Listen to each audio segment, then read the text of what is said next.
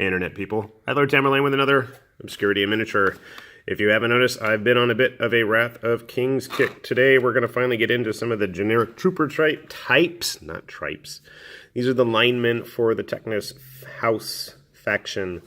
This is a great little box. Why is it a great little box? Because number one, since Cool Mini doesn't seem to want to support the game much anymore, they're getting to have rock bottom prices on these, but you also get quite a few figures, 14 figures, and I've seen these, full disclosure, I paid like $5 I think for this with free shipping on eBay.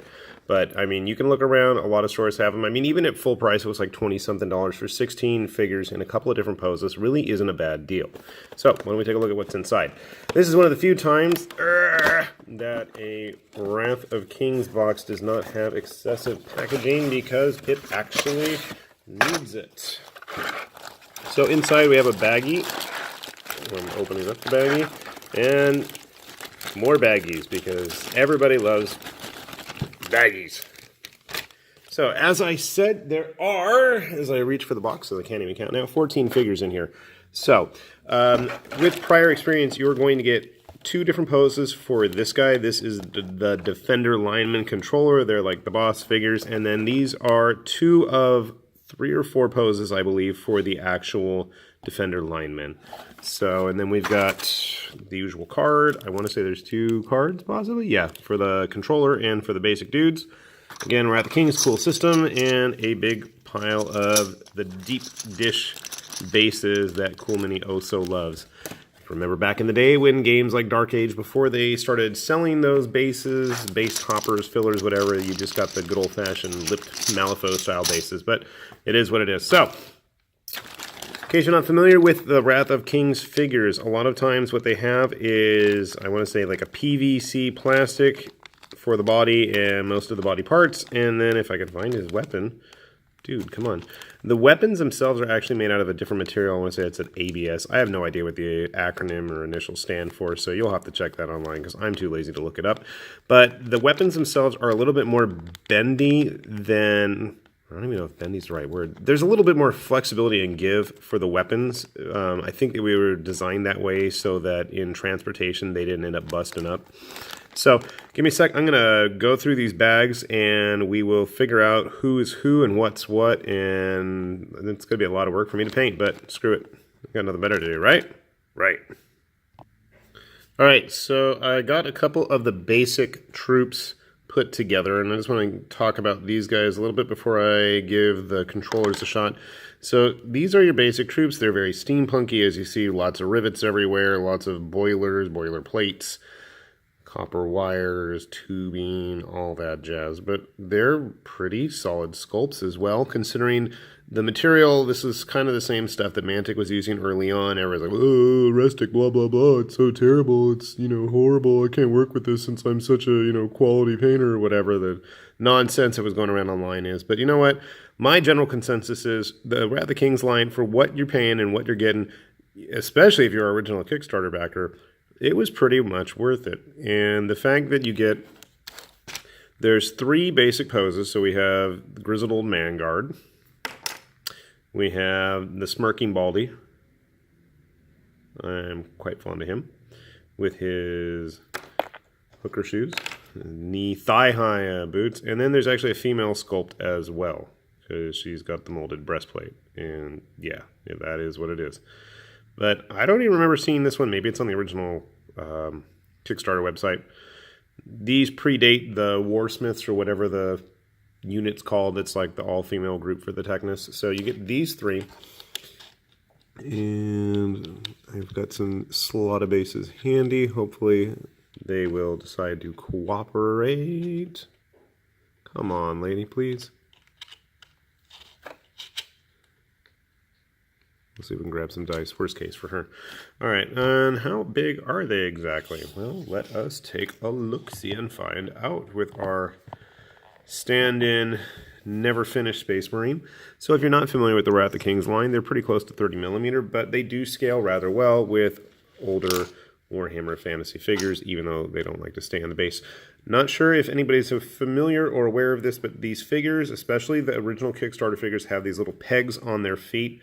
For the longest time, I could not figure what they were for, but if I am correct in my intent, I believe that's so you can actually drill holes into their resin or plastic base toppers so that way there's a little bit more support. So that's kind of a nice touch. At least that's what I have used them for. I could be completely off in that regard, and it wouldn't be surprising, but that's what I've been doing. So, as I said, you could probably squeeze them in, especially with the Age of Sigmar stuff. I don't think they look out of place too badly. With some random Malifaux figures mixed in there. So they're a little bit shorter than the Malifaux figures.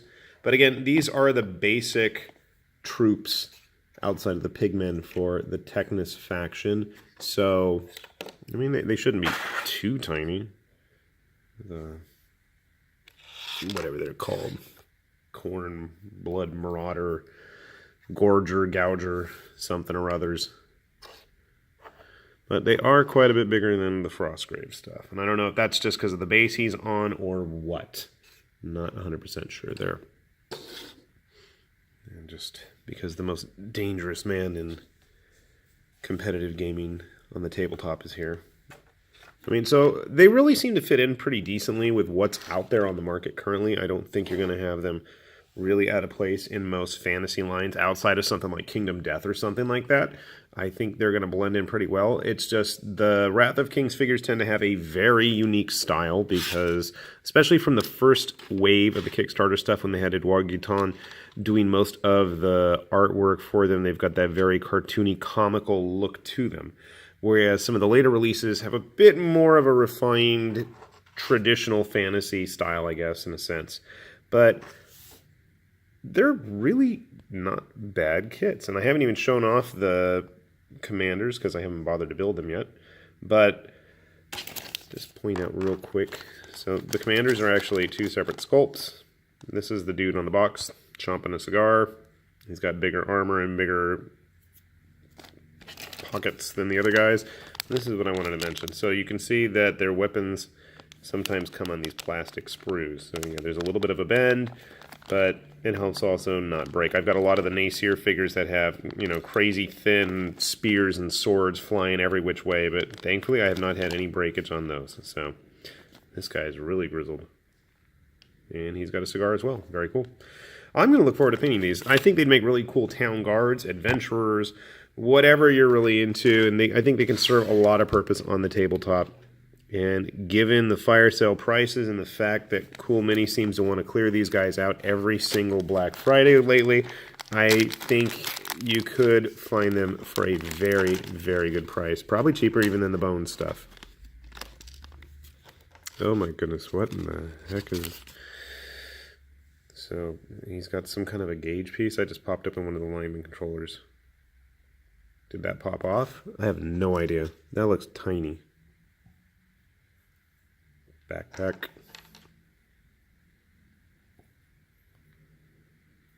Cigar and armor. He's a lot more armored up than the other dudes.